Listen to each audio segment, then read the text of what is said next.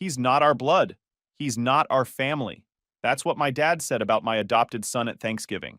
The very next day, I canceled 8 years of mortgage payments, utilities, and car loans. Their lives collapsed. Mine finally began. Hey, Reddit!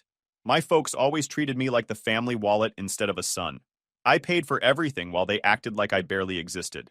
Then one Thanksgiving, they crossed the line with my wife and kid. So I said, nah, screw that, cut them off, and built a life without them. But they weren't ready to let go. Before we get to that, let me start from the beginning. I guess the best way to explain all this is to start with the money part, because that's where everything really began. Dad's Frank. He worked construction most of his life, old school guy, stubborn as a locked door, talks like he knows everything even when he doesn't. Mom's Marge. Sweet on the surface, but quiet when things get messy. She folds laundry when people fight instead of picking a side. My sister Vanessa is 3 years younger than me. Always had the nicer car, nicer clothes, the attention. Never paid for anything if she could help it. 8 years ago, when Sophia and I were still dating, my parents had a rough couple of months. Dad's hours got cut at work. Their mortgage payment got behind. And I had just gotten a decent job in IT. So I sent over a payment. One-time thing, right? Except the next month it was the electric bill. Then it was Mom's prescriptions after her insurance got screwy. After that, it was Dad's truck payment. Just until we catch up, he said. Well, catching up never happened. Over time, the payments turned into a routine. $1,200 every month for the mortgage. Around $350 for utilities, because their account was always short. $400 for Dad's truck. Family phone plan because Dad couldn't get one in his name. Even Vanessa's car insurance because she was in college trying to get on her feet. I kept a spreadsheet because the amounts were getting crazy. By the time Sophia and I got married, I was sending out over $3,000 a month for other people's bills. Here's the thing. Nobody ever asked if this was a problem for me. They just got used to it. Vanessa drove a newish BMW that I co-signed for. Dad bragged about his big house like he paid for all of it. Mom smiled when people talked about how successful Vanessa was. When my name came up, it was always, Daniel's so responsible, like I was a walking checkbook, not a son. Meanwhile, Sophia and I lived in a 2-bedroom apartment on the edge of town. We didn't take vacations. We drove a used Camry. We packed lunches. Not because we were broke, but because every time I looked at our account, there was another bill I'd covered. When we started the adoption process, it was the first thing I'd done in years that was just for us. Home studies, background checks, classes, the whole mountain of paperwork. Sophia handled half of it because she's better at forms and deadlines than I am. When the court date came and the judge made it official, we walked out holding Ethan's hand, and I remember thinking, he's ours. He's really ours. So when Thanksgiving rolled around a few months later, I thought it'd be nice for everyone to meet him properly. Big family thing, food, cousins, the whole setup. Ethan had only just turned 2. He had this stuffed elephant he carried everywhere, and he was in that stage where he called me Dada all day long. We got to my parents' house around noon. The driveway was full, football game on TV, cousins running around with paper plates already. Mom was in the kitchen basting the turkey like it was the Olympics. Sophia jumped in to help with potatoes. Vanessa was scrolling on her phone in the corner like usual. I sat Ethan at the kids' table, with one of those booster seats Mom keeps in the closet. He was eating little cheese cubes out of a plastic cup, gripping his elephant with the other hand. Looked perfectly happy. After the food was set out, Dad stood at the end of the table like he was giving a speech. Before we eat, he said, let's go around and say what we're thankful for. People went around saying the usual. Jobs, health, little victories. Then it got to Dad. He leaned back in his chair, looked right at me, and said loud enough for everyone to stop moving, let's be clear about something. That kid, he's not our blood. He's not our family. We're not pretending otherwise just to make anyone feel better. It took a second for it to sink in. Vanessa smirked like it was the best thing she'd heard all day. Mom froze mid-slice with the carving knife. Ethan kept chewing his roll like nothing happened. Sophia turned her head toward Dad but didn't say a word. Dad wasn't finished. We've got standards in this family. We don't just hand out the title of grandson because somebody went out and signed some papers. That's not how this works. The room went dead silent except for the football game murmuring in the other room. I stood up, picked up Ethan from his chair, and looked at Mom. Thanks for cooking, I said. We're heading out. Vanessa laughed under her breath. Nobody else said a thing. Sophia grabbed her coat, slung the diaper bag over her shoulder, told Mom, thank you for the meal, steady as ever, and opened the door. Dad didn't stop us. Out in the car, I strapped Ethan into his seat. He was holding that elephant, looking at me like this was just any other trip. Sophia asked if I was okay. I told her, yeah, let's just get home. By the time we got home, I knew exactly what was about to change. We didn't talk much that night. Sophia heated up leftovers, and we sat at the table while Ethan slept in his room. The only sound was the fridge kicking on and off. I kept seeing Dad's face at the table when he said those words. Not one person spoke up for Ethan. Not one. When we finished eating, Sophia cleared the plates and said, "Tomorrow, we cut them off." She didn't mean maybe. She meant it the same way you say the sky's blue or water's wet. I nodded. First thing in the morning. We didn't say anything else about it. No arguing, no second guessing. It felt like we'd both already decided in our heads before we even left the driveway at my parents' place. Black Friday morning, people were lined up outside stores, chasing deals. We stayed home. Sophia made coffee while I pulled out the folder with all the account information. The laptop sat in the middle of the table. Most of it was in my name or had me listed as the authorized payer, so I could log in and change payment methods and account details without anyone else. Mortgage first, Sophia said. I logged in. 8 years of payments, most on autopay, stared back at me. Their escrow had jumped that fall when taxes went up. My $1,200 wasn't covering the full amount anymore, so the account was already short before I canceled. I canceled it and deleted the schedule completely. It asked for a reason. I clicked Financial Changes and closed the page. Sophia checked it off the list she'd written on a legal pad. Next was the utilities. Gas, electric, water, all tied to my account because Dad's credit couldn't handle it. I logged into each site, removed my name as authorized payer, and changed the billing info to his email and address. Sophia leaned over to read before I saved it. Add a note, she said, so there's no confusion later. I typed, all future bills to be handled by the primary account holder. She nodded, and I hit confirm. The truck payment came next. Dad's giant pickup he just had to have 3 years ago. $400 a month out of my account. The account was already 30 days past due going into November. I opened the loan portal, canceled autopay, and removed my bank info entirely. While I was doing that, Ethan walked over and handed me one of his blocks like he wanted to help. Sophia smiled but didn't say anything. The family phone plan was messier. 5 lines under my name. Mine, Sophia's, Dad's, Mom's, and Vanessa's. I called the carrier. Need to split the account, I told the guy. He asked which numbers to move. I gave him theirs. He set them up on a prepaid plan with 1 month covered. After that, they'd have to pay for it themselves. Sophia listened while she bounced Ethan on her knee. I read out the account numbers, gave authorization, and the rep confirmed the change. Emails will go out tonight, he said. Perfect, I told him, and hung up. Insurance was the last big one. Vanessa's car policy was still running through my account because she'd said it was easier this way when she was in school. She was 28 now. I called the insurance company, gave them the policy number, and had myself removed as the policyholder. Effective immediately, I said. They confirmed. Done. When it was all finished, Sophia pulled the laptop closer and opened her email. Keep it simple, she said. I typed the same message to each of them. Due to personal financial planning, I will no longer be covering these accounts. All future payments are the responsibility of the account holder. 1 month has been provided for phone service, so you have time to set up your own plan. Sophia read it, changed a couple commas, and hit send. By noon, everything was off my plate. Mortgage, utilities, truck, phones, insurance. 8 years of bills gone in a single morning. Ethan was back on the floor with his blocks. Sophia was rinsing coffee mugs. My phone started buzzing on the table. Vanessa first. Hey, did the phone bill autopay fail or something? My service is acting weird. Then Mom, then Dad, call after call. I didn't answer any of them. We made sandwiches for lunch and took Ethan outside for a bit. The calls kept coming. By late afternoon, Vanessa had texted twice more. Dad says the mortgage payment didn't go through. What's going on? Daniel? I put the phone in the drawer and closed it. That evening, Sophia checked our bank account. Feels weird seeing money stay put, she said. I looked over her shoulder. She was right. It looked different already. Ethan fell asleep early after running around all day. Sophia and I sat on the couch with the TV on low. More calls came in, but I didn't bother looking.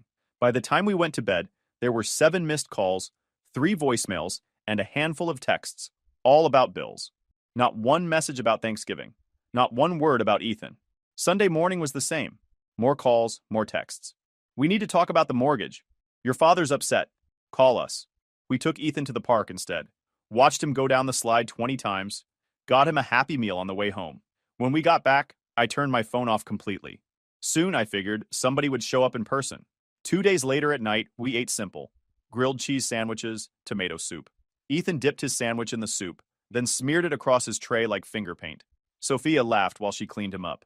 The knock came just after 7. 3 knocks. Same way Dad always used to knock when I was a teenager, and he wanted to talk about something serious. I looked through the peephole. Dad stood there in his work jacket, hands in his pockets, shoulders set like he was bracing for wind. I opened the door halfway but kept the chain on. "Daniel," he said. "Dad, we need to talk." I leaned against the doorframe. "About what? The mortgage, the truck payment, the phones?" "No," I said, cutting him off. "If this is about money, the answer's no. If it's about apologizing to my wife and my son, go ahead." He blinked, caught off guard. "This isn't the time for games. We have bills due. Then pay them." His jaw tightened. "You know we can't cover all this right now. You're being dramatic." I shook my head. "Friday at that table, you said Ethan wasn't family. So why is it my job to keep paying for people who don't even see him as their grandson?" He shifted his weight, looking down the hallway like he didn't want neighbors hearing this. I was upset. "You surprised us with all that adoption stuff." "I didn't mean it how it sounded." "You meant it exactly how it sounded," I said. "And you didn't just say it. You said it in front of Sophia, in front of Ethan, in front of everybody." Dad exhaled through his nose. "Look, maybe I could have handled it better, but you can't just pull everything overnight. We've got payments lined up. We'll lose the house." "That's not my problem anymore," I said. My voice stayed level. "I spent 8 years covering everything while you acted like it was your money keeping things afloat." That ended Friday. He stared at me for a long moment. "So that's it? After everything I've done for you?" I actually laughed at that. "Everything you've done for me?" "Dad, you took my money every month without a word of thanks. You let Vanessa brag about her condo and her car while I helped fund her lifestyle. You sat there Friday and said my son wasn't real family. And now you want my help?" His mouth opened like he had something to say, but nothing came out. I shook my head. "No more bills. No more transfers. If you want to talk about being a grandfather to Ethan, you know where to find me. But money? That conversation's over." He straightened up, face hard. "You're making a mistake." I closed the door until the chain pulled tight. "No." I fixed one. For a second, he didn't move. Then his footsteps went down the hall. Sophia came out from the kitchen after the door shut. "He gone?" "Yeah." She put the dish rag down. "What did he say?" "Bills are due. House might get lost. Same stuff as the voicemails." "Anything about Ethan?" I shook my head. Ethan toddled out from his room carrying his stuffed elephant, rubbing his eyes. Sophia picked him up, kissed his head, and carried him back to bed. I sat on the couch and turned my phone over. 2 new texts from Vanessa already. "Dad says you won't help." "What's wrong with you? You're ruining everything for everyone." I powered the phone off and set it on the coffee table. They still didn't get it. By Wednesday, the calls had slowed, but that didn't mean anything was fixed. The mortgage payment had officially missed its first due date. I knew because the company sent an email to Dad, and somehow he forwarded it to me like it was my problem. By Friday, my cousin Ryan texted out of nowhere. "Hey, is everything okay? Your dad told Aunt Linda the bank's been calling about the house." I wrote back, "Everything's fine here. They'll figure it out." Ryan didn't push. He never does. The following Monday, Vanessa had a wedding venue walkthrough scheduled at some fancy place with big windows and white walls meant for Instagram photos. She posted a picture of the room on her story like everything was perfect. An hour later, I got a text from her. They just took Dad's truck in the middle of the parking lot. From what Ryan told me later, the tow truck showed up while Dad was leaning against the hood, talking to Vanessa's fiancé. Driver had the paperwork, hooked it up, and drove off in under 10 minutes. Dad apparently shouted something about mistakes and misunderstandings, but nobody cared. It was already 30 days late before I canceled. With this week's due date pushing it past 60, the lender didn't wait. Vanessa tried calling me right after. Sophia watched the phone light up on the counter while she chopped vegetables for dinner. "You gonna answer?" she asked. "Nope." She nodded like she expected that. 2 weeks later, the utilities got cut. First the power, then the gas. Middle of December. Dad had forwarded me the 10-day shutoff notice the week before. They did exactly what they said they would. Vanessa sent another round of texts. "Mom and Dad are staying with me until this gets sorted. You can't just leave your parents without heat. You're being cruel on purpose." I didn't answer those either. Ryan called the next day to check in. "Your mom told my mom you guys had a fight or something. Now they're at Vanessa's place downtown. She says it's temporary." "Yeah," I said. "Temporary. Sure." He hesitated. They're telling people you flipped out after Thanksgiving, that you're punishing everybody. I laughed once. They can tell it however they want. Ryan sighed. Just thought you should know. The family group chat lit up for the first time in a long while. We need to come together right now, not tear each other apart. They kept going back and forth like I wasn't even in there reading it. At one point, Vanessa wrote, "He's ruining my wedding over some drama about Thanksgiving." Nobody brought up what Dad actually said at the table. Not once. By the third week, Vanessa called while I was feeding Ethan lunch. He was smashing peas with his spoon, while she started right in. "This has gone far enough," she said. "Dad's truck is gone, the power's off, the mortgage company keeps calling him, and now Mom and Dad are sleeping on my couch. Do you even care what you're doing to this family?" I kept my voice even.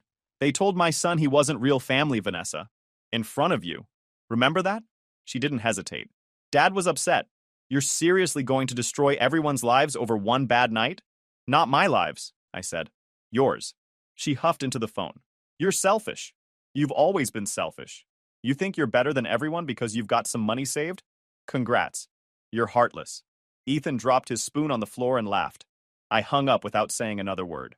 By early January, Ryan called again. "Just so you know, the house was going on the market. Signs already in the yard. Your dad told my mom it's the only way to keep from losing it completely." "All right," I said. He paused. "You don't sound surprised." "I'm not." Ryan cleared his throat. "They're saying you cut them off out of nowhere, that you never explained anything."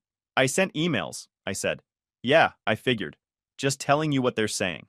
By the end of the month, the mortgage company escalated the letters, past due and intent to accelerate language. The utilities stayed off. Dad's truck was already listed at auction. Mom and Dad kept living at Vanessa's place, which by then was getting crowded because her fiancé wasn't thrilled about paying for 4 people on one lease. Ryan sent one last update. They told Aunt Linda they might have to rent somewhere small after the house sells. "Vanessa's blaming you for all of it." I texted back, "They can blame whoever they want." The first full month with no transfers felt strange at first. I'd spent 8 years watching thousands leave my account before I even got to rent or groceries. Now the balance actually sat there, waiting. Sophia printed out a list she made while I was at work. "Here's what we do first," she said when I walked in. At the top was a college fund for Ethan. We opened a 529 plan online that same night. I set up automatic contributions straight from our checking account. Small at first, but it was ours. Next was retirement. I'd been putting in the minimum at work just to get the company match. We raised it to the full percentage needed to max out the tax benefit. Sophia handled the HR portal while I gave Ethan a bath. We paid daycare 3 weeks ahead. For the first time since he started there, we weren't counting days till the next paycheck. The old couch in our living room had been with us since the apartment. Springs squeaked every time you sat down. Sophia found a decent one on sale, nothing fancy, just comfortable. It got delivered Saturday morning. Ethan climbed all over it like it was a jungle gym while we set it up. That same weekend, we took him to the zoo. It was cold, but he didn't care. Stood in front of the giraffes with his mouth open like they were monsters from a storybook. The next weekend, it was the Children's Museum. He ran from room to room, pressing buttons, stacking blocks, sliding down ramps. Sophia bought a yearly pass at the front desk so we could come back whenever we wanted. Every time we drove home, I kept thinking about the money that used to disappear into mortgage payments for a house we didn't live in. Now it bought real things for our own family. At work, I finally signed up for the certification exam I'd been putting off for 2 years. Always said I was too busy, but honestly, I just didn't want to spend the fee while I was covering everyone else's bills. Studied at night after Ethan went to bed. Sophia quizzed me with flashcards while we sat on the new couch. Took the test on a Wednesday morning. Passed. My boss called me into his office the next day and told me it came with a small raise and a title bump. Nothing huge, but enough to notice. Ryan called me a week later. They accepted an offer. Way less than they wanted. I asked how much. He gave me the number. It was nearly $40,000 under what Dad used to brag the place was worth. They moved into a rental near Vanessa's place after closing. Smaller, older. Your mom told my mom they had to get rid of half their stuff. I didn't say anything for a second. Then, all right. Ryan hesitated. Vanessa's wedding got moved too. No big venue anymore. Just courthouse and dinner after. She told people it's because they wanted something simple and meaningful. Yeah, I said. I'm sure that's why. Ryan chuckled under his breath. Figured you'd want to know. We kept building our own life. Sophia set up a separate savings account labeled emergency fund. 6 months of expenses was the goal. I finally fixed the dripping bathroom faucet that had been on my list for months. Bought the part new instead of trying to rig it with tape like last time. Ethan got a bigger car seat. We traded the old one to a neighbor who just had a baby. Sophia labeled the new one with his name in big letters, like she always does. The calls from my family slowed after the house sold. No more texts from Vanessa about heat or payments. No more emails from Mom about being reasonable. One afternoon, Sophia showed me the daycare receipt stamped paid in full in big red letters. She stuck it on the fridge like a kid's drawing. That night we ordered pizza and ate it on the floor because Ethan thought the new couch was too nice for greasy fingers. At work, the raise kicked in on my next paycheck. For the first time ever, I set up a transfer into savings the same day it hit. No waiting to see what bills would come crashing in from my parents or Vanessa. Sophia looked at the bank app and shook her head. Feels fake seeing money stay put. Get used to it, I said. By the end of the month, the 529 account had its first deposit. Retirement contributions went through at the new higher rate. Emergency fund had enough for one full month already. Ethan didn't notice any of it. He just kept running to the door when I got home from work, holding up his stuffed elephant like it had been waiting too. On Thursday, Vanessa tried calling while I was driving home from work. I let it go to voicemail, but she texted right after, "Look, maybe we can work something out. Just cover the mortgage until Dad figures things out, okay? Essential stuff only."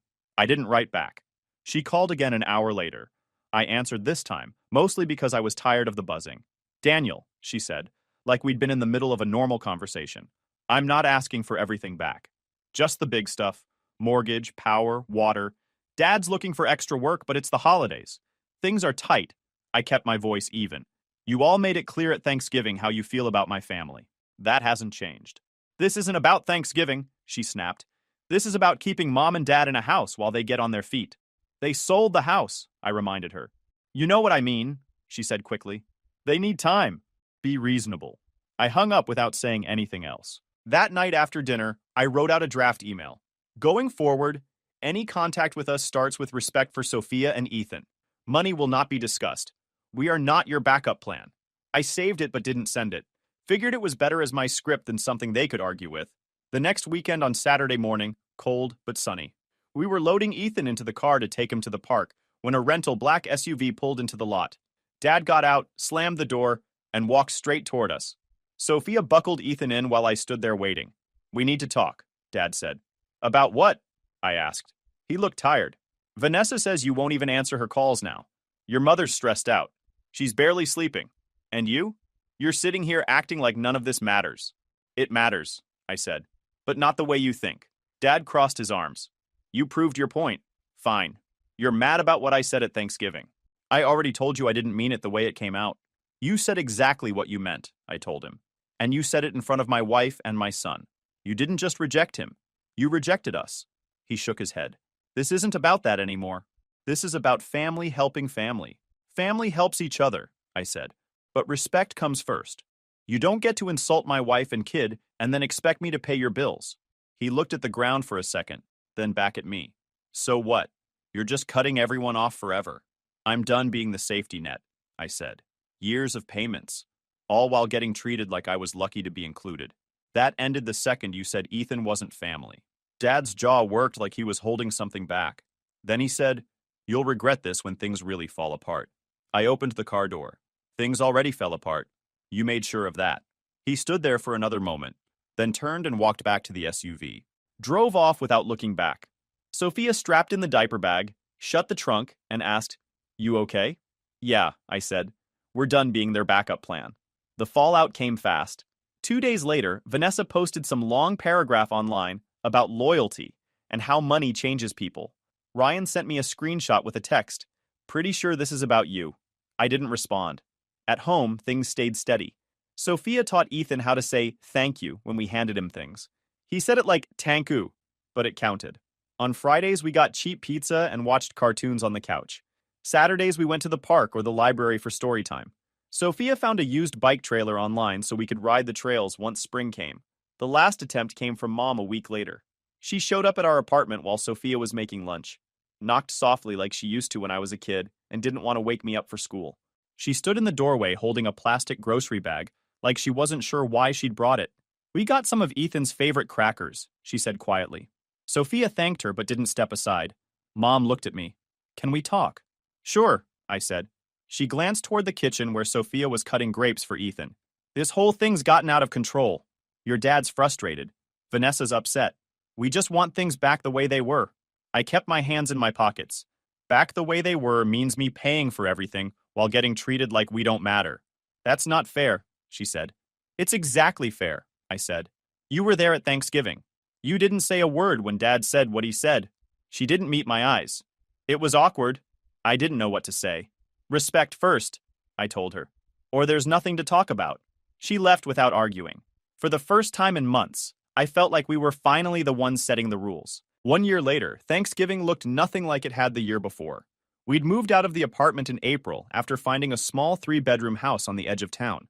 It wasn't huge, but it felt like a castle compared to the 2-bedroom box we'd lived in before. There was a fenced yard where Ethan could run around without us worrying about traffic, a garage big enough for Sophia's car and my tools, and a kitchen that actually had counter space. By fall, the place felt lived in. Ethan's toy trucks lined up by the back door, Sophia's herb pots crowding the windowsill, family photos on the walls, and a new dining table that didn't wobble every time you cut into something. Sophia started planning Friendsgiving in October. She made lists on the fridge, figured out oven schedules, assigned dishes to neighbors so we wouldn't end up with 5 pans of green beans. She invited 2 families from Ethan's daycare, Ryan and a couple of people I worked with. She said she wanted a full house, a real Thanksgiving without the tension we'd lived through the year before. The day started early. Sophia had the turkey in the oven before breakfast. Ethan helped by carrying napkins from the pantry to the table one at a time. He was 3 now, talking nonstop, climbing on chairs, running through the halls with his stuffed elephant under his arm like it was his co-pilot. Ryan showed up first, carrying a pan of green beans and a bag of dinner rolls. "Place looks good," he said, setting the food on the counter. Sophia thanked him and went back to stirring the gravy. Ryan lowered his voice. "Haven't heard from your folks in a while? They keeping quiet?" "Pretty much," I said, taking plates out of the cabinet. He looked around at the photos, the new couch, the shelves Sophia had put up herself. "Big change from last year," he said. "Yeah," I told him. Big change. By 2 o'clock, the house smelled like turkey and pie. Kids dumped coats by the door and started chasing each other through the hallway. Someone brought macaroni and cheese in a slow cooker. Another family showed up with sweet potatoes covered in marshmallows. Sophia moved through the kitchen like she was running a small restaurant, checking timers, sliding trays in and out of the oven, handing me things to carry to the table. Ethan sat at the kids' end with 2 boys from next door. He kept tearing off pieces of his roll and giving them away like he was hosting a royal banquet. We ate around 3. The table was loud, kids laughing, adults passing plates, Sophia refilling drinks while I carved the turkey. Ryan sat across from me and shook his head. "Feels like a different world," he said. "Because it is," I told him. Nobody argued about anything. Nobody made snide comments. It was just food and talking and kids running around with too much energy. Halfway through dessert, my phone buzzed on the counter. I left it there until people started clearing plates. When I finally looked, it was a text from Dad. "We should talk." That was it. No happy Thanksgiving. No how's Ethan. Just those 3 words. Sophia saw it too. "You going to answer?" she asked. I typed back, "If it's about family and real respect for Sophia and Ethan, we can talk. If it's about money, don't call." Then I set the phone face down and went back to stacking dishes by the sink. It didn't buzz again. After dinner, the kids built block towers in the living room, while the adults sat with coffee and pie. Ryan leaned against the window watching Ethan hand out napkins like it was his official job. "Never seen him this happy," Ryan said. "He doesn't remember last year," I told him. "And that's the point." Ryan nodded slowly. "Your dad's telling people you'll come around eventually." I shrugged. He can tell them whatever he wants. Ryan didn't press. He just watched Ethan laugh when his tower fell over. By the time everyone left, the house was a mess. Empty pie plates on the counter, stray toys under the table, folding chairs stacked by the door. Sophia packed leftovers into containers while I took out the trash. Ethan was asleep by the time we finished cleaning up, the stuffed elephant tucked under his arm like always. Sophia pulled the blanket over him and stood there for a second, watching him breathe. Back in the kitchen, she leaned against the counter. "Feel weird not having them here?" she asked. "No," I said. "Feels right." I checked my phone one more time before bed. Nothing from Dad. Nothing from Vanessa. Just the single text sitting there unanswered. Sophia turned off the lights, and the house went quiet. No calls about bills. No emails asking for transfers. No family drama spinning out in group texts. For the first time in years, Thanksgiving ended with a full table, a sleeping kid, and nothing hanging over us. We didn't win anything. We didn't prove anything. We just built a life that didn't need their permission to exist. And that was enough. YouTube just dropped this new hype feature. If you're hooked on this story, smash that hype button. It tells YouTube this video deserves to blow up, and it keeps even crazier stories coming your way.